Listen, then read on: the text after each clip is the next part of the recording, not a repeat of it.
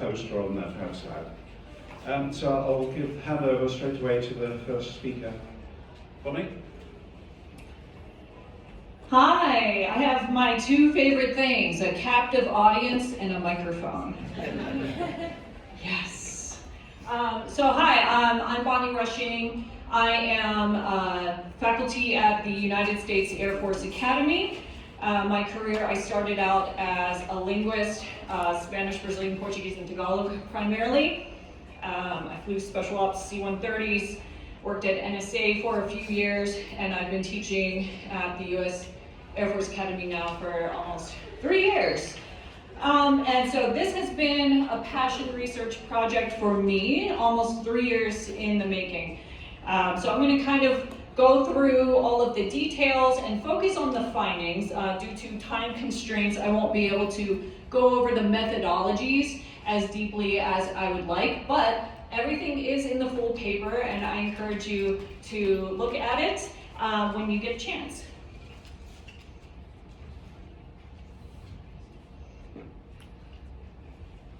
Maybe. Okay, so it wouldn't be a brief if I didn't tell you what I was going to tell you before I told you.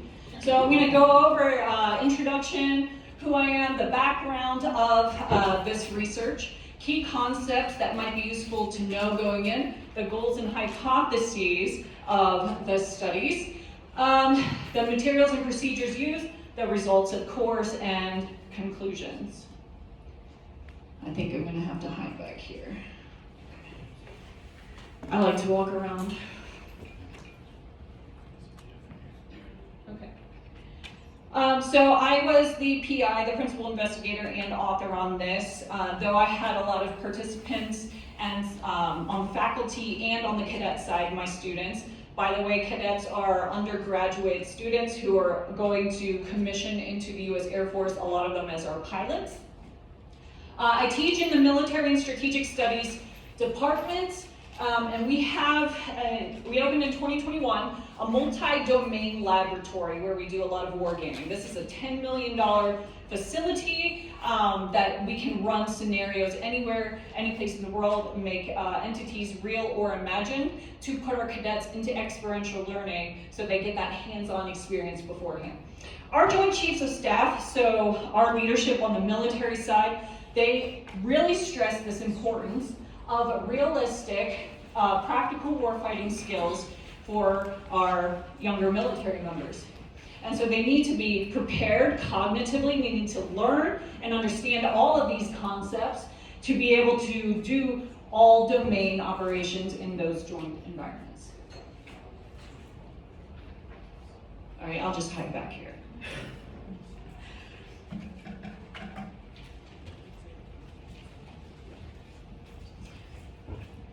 Okay, so there have been some research on how media impacts decision-making in the past. These case studies show that even to the highest levels of leadership, we're talking US presidents, for example, have been influenced by media communications. News literacy, you could call it digital literacy, media literacy, they can teach everyone how to really examine communications, try to learn how to do their own research, and learn these different tactics that are used, how you could maybe spot fake news, etc., and try to learn what you could trust and perhaps what you could not. So what makes my research different than older research? The older research, you're looking at actual events. So actual news reels that have been put out, they've been published, at only historical moments. So you can't go back into history, I'm sorry, no time traveling, to insert variables into that.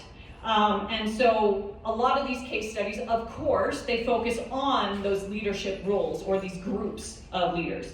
For this research, we created fictional media.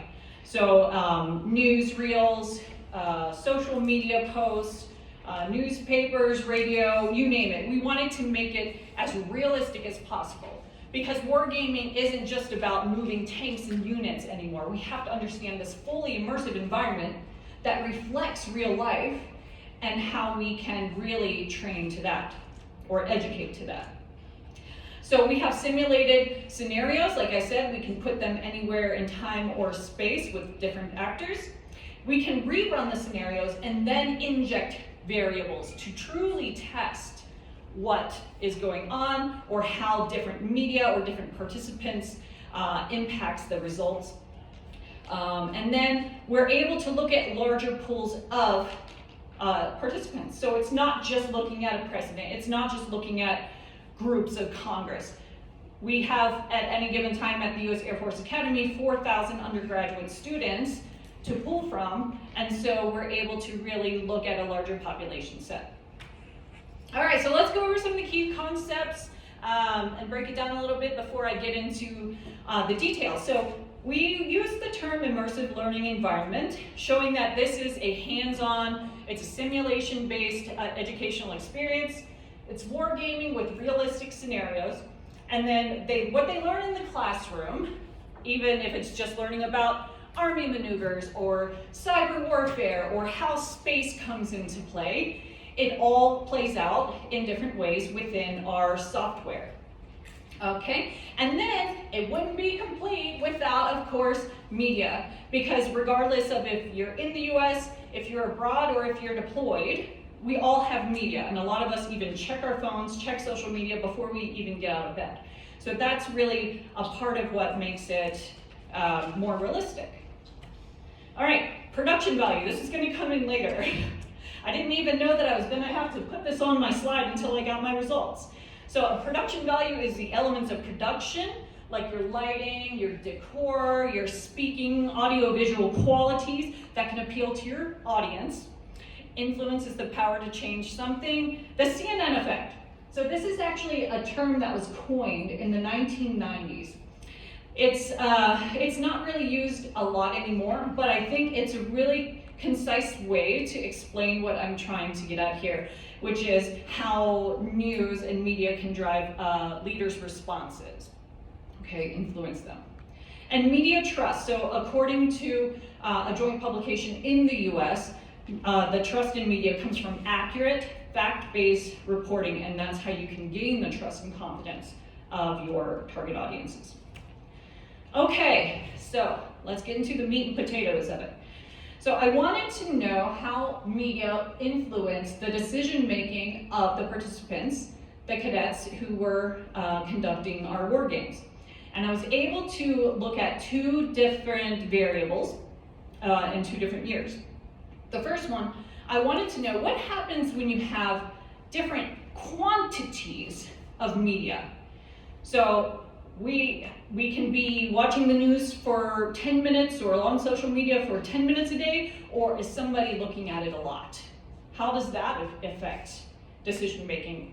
And then what about if we actually learned something? Education. So what if we inject media literacy into the classroom before they go through all of these media communication cycles and how that might affect the media's influence on them then. So I'm not going to go through all of the hypotheses just for time's sake, but the 3 primary research questions for these studies were, so to what extent did the fictional media influence the decision making? So I wanted to know, did it? How much did it? In general. Then, what about the additional news? So that quantity piece. And then what about adding that education? Media literacy, digital literacy, does that change it at all?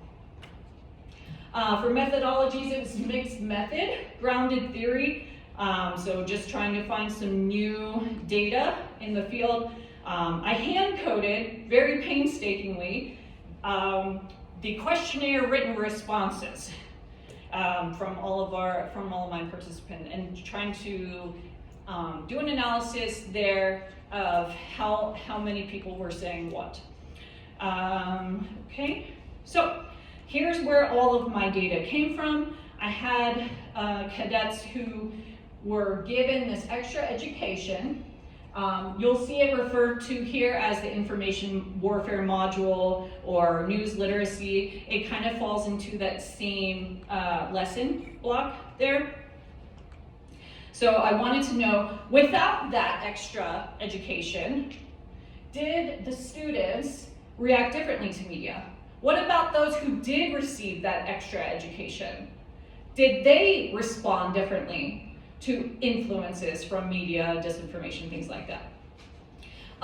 So for these groups, I just wanted to know, of course, did it impact their decision-making in the war game? And then what did they find about trustworthiness of the sources? By the way, this media influence, this news literacy lesson was only about 20-25 minutes long. And yes, spoiler alert, it made a difference. So what was in that module? So here are some of these are the 3 lesson objectives there. And you've probably heard these terms before: news literacy, echo chambers, different biases that might be involved, the CNN effect, as I alluded to earlier, and then what could make for credible and trustworthy communications. By the way, if you haven't already seen, there is a live, so it's always updated, media bias chart online. And this media bias chart can show you, in general, where certain news sources fall: left, right, fact-based, opinion-based, etc. So if you ever wanted to do your own research on what it is that you're watching, or maybe if you're looking at things that are very right, maybe look at something on the other side of the chart and learn for yourself what that truth might be. Of course, then we have some real-life examples here. You have echo chambers. Putin had just entered Ukraine at this point, and what that meant for him, being surrounded only by like-minded people. Don't disagree with this man, okay? You just mysteriously disappeared. And then he only gets information he likes, so he's very brave to do what he wants at that point. Okay, so from teachers, I just wanted to know, what would their perceptions, because they can't get into the mind of the students, their perception on if students were being influenced by media when they were doing their decision making. So maybe they heard them talking about it in our ops center or during the simulations. Maybe they heard about it in the classroom during their briefs. But what was their perception? Was it happening? What does it mean? Okay. Then I had my students with the additional material there. They had 3 added, so social media posts, military and insurgency recruiting videos, some newsreels, and so I wanted to know how that quantity impacted them.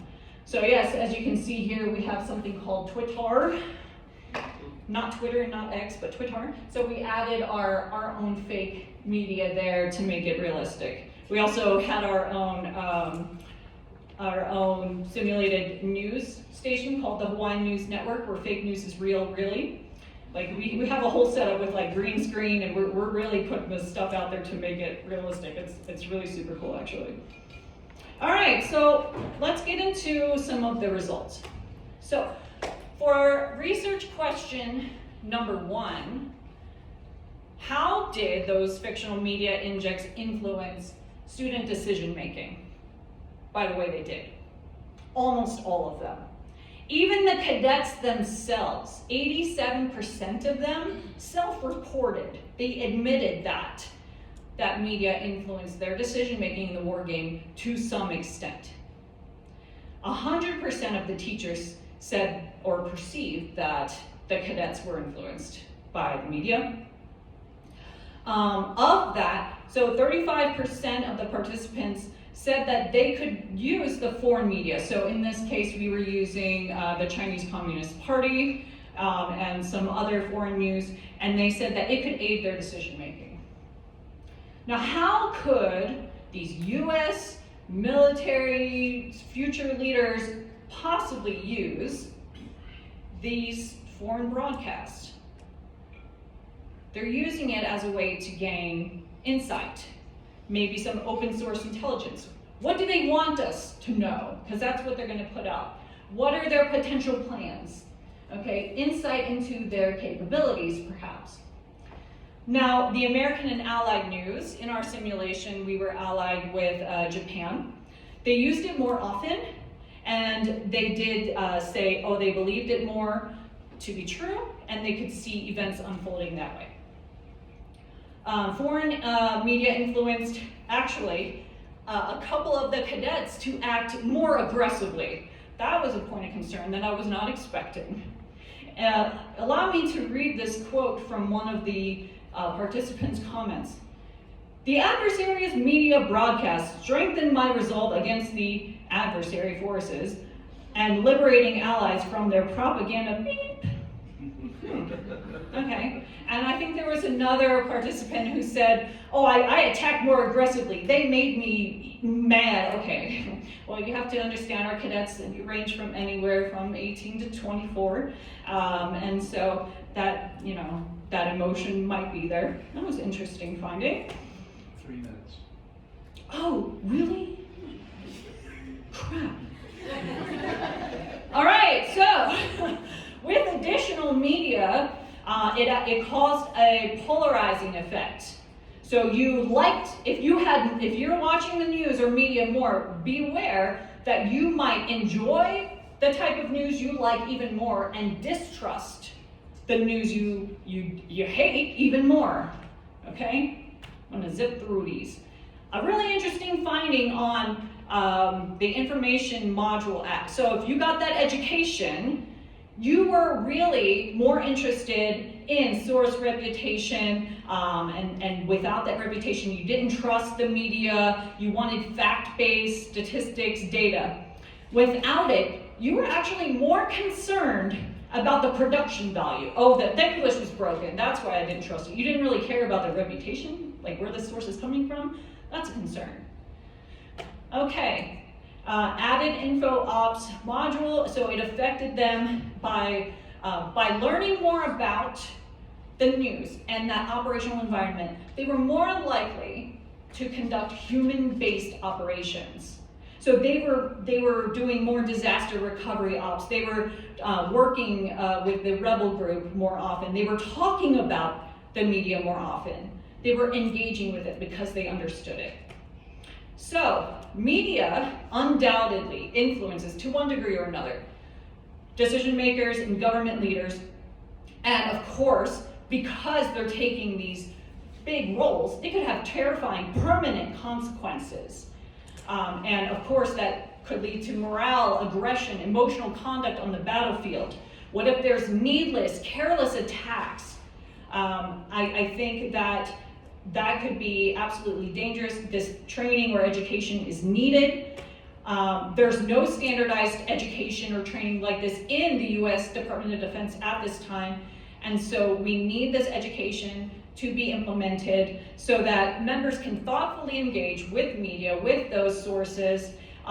They'll be less likely to be fooled by production value, less likely to be influenced by disinformation, propaganda, and external comms, and more likely to plan those human-centric actions that require coordination and communication and deeper understanding of the ops environment.